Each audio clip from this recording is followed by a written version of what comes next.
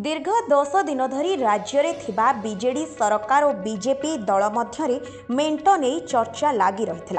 नवीन निवास ठारे बैठक और दिल्लीर शीर्ष नेतृत्व राज्य बीजेपी बैठक को नहीं मेंट विषय होउथबा चर्चा को अधिक शाणित करथिला।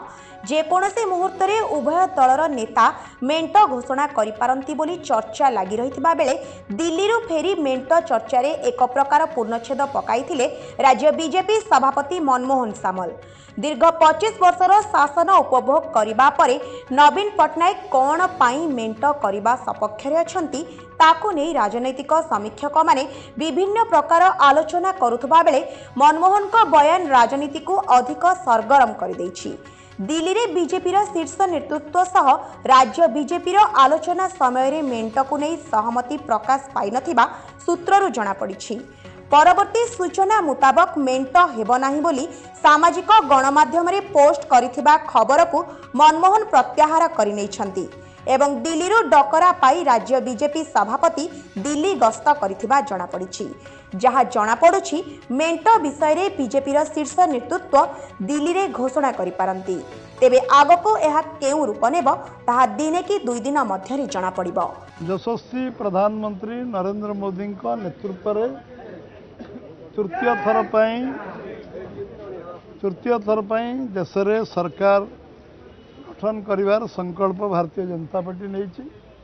ओडिशार 4.5 कोटी लोक समस्तंकर आशीर्वाद शुभेच्छा सहयोग रे केंद्र तृतीय थर सरकार ओडिशार प्रथम थर बीजेपी सरकार करिया पई समस्त जनसाधारण मनस्थिर करछंती एवं समानको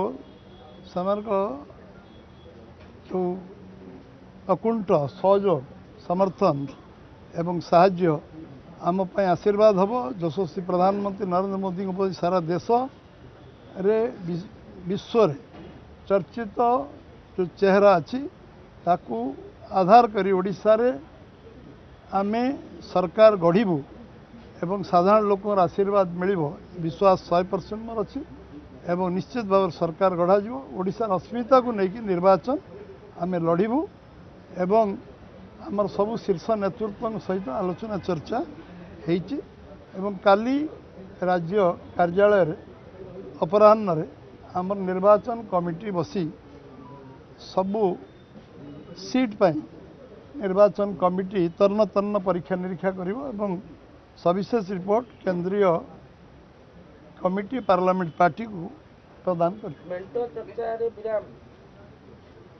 ओडिशा रे बीजेपी सरकार करिवो मोदी नेतृत्व करिवो यशस्वी प्रधानमंत्री नेतृत्व करिवो तृतीय थर केंद्र सरकार करिवो ओडिशा रे प्रथम थर सरकार करिवो ये कथा आमे समस्त विश्वास दउछु।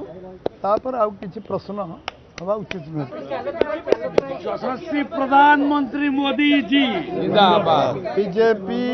बीजेपी सरकार एकाकी करिवो एवं बीजेपी सरकार एकाकी करिवो एवं निर्वाचन रे लोकंकर आशीर्वाद शुभेच्छा सहयोग नहीं निर्वाचन लड़िवो। यशस्वी प्रधानमंत्री नरेंद्र मोदी नेतृत्व निर्वाचन लड़िवो केंद्र रे तृतीय थर सरकार करिया पय ओडिशा रे प्रथम थर सरकार लड़िवो एवं ओडिशार अस्मिता को नहीं निर्वाचन लड़िवो। दुर्नीति अन्यान्य कथा विषय आगु कही ओडिशार अस्मिता को नहीं निर्वाचन हम। निर्वाचन कमिटी आगामी काली अपराह्न ओडिशा रे बसिबो।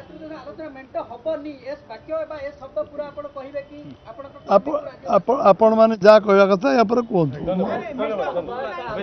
सरकार करिवो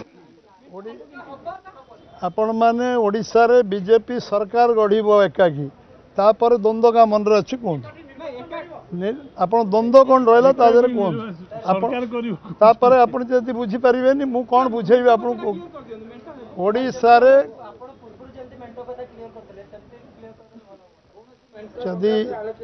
जदि नाकटा एटा बुले आनी नाक से जदि कहबो चाहूछ आमर ओडिशा रे बीजेपी एकाकी प्रथम स्तर सरकार करबा पई संकल्प नै। Bureau report NS news.